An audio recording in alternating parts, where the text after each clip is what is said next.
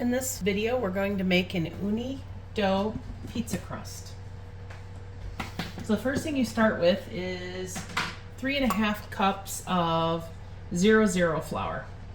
It's very important to have the 00 flour because it actually is lower in gluten and it makes your dough more stretchy. So I know lots of people have different opinions, but I've found it for me is to be what works best.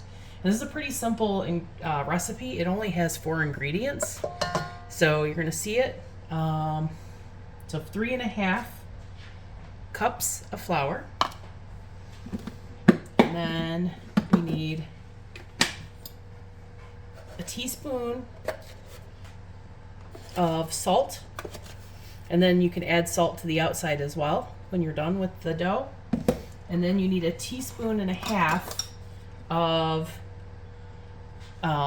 active yeast. So I found this one to be probably my favorite. I've had some others that don't work. And then the last thing you're going to add in, the recipe in the book calls for 1.5 cups of water, but I usually start with the 1.5 cups and then I slowly add water in. It's important that the water is warm. Actually, first thing I'm going to do is start mixing the dry ingredients.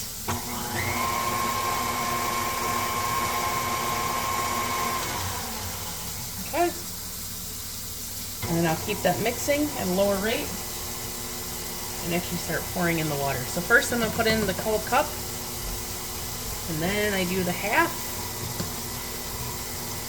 And I found that even though that's what the recipe calls for, it makes the dough too dry and it doesn't stretch well. So I always keep another half cup or so on hand, and then I just slowly add it in as needed.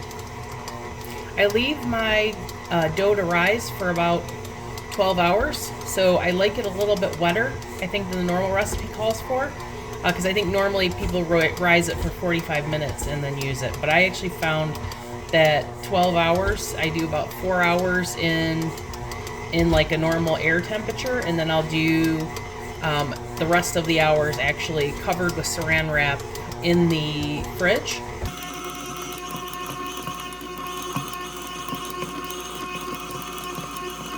You want it essentially to turn into a ball of dough. It's getting pretty close here. Only pour in a little bit at once. That's an important note because you don't want to get it too wet.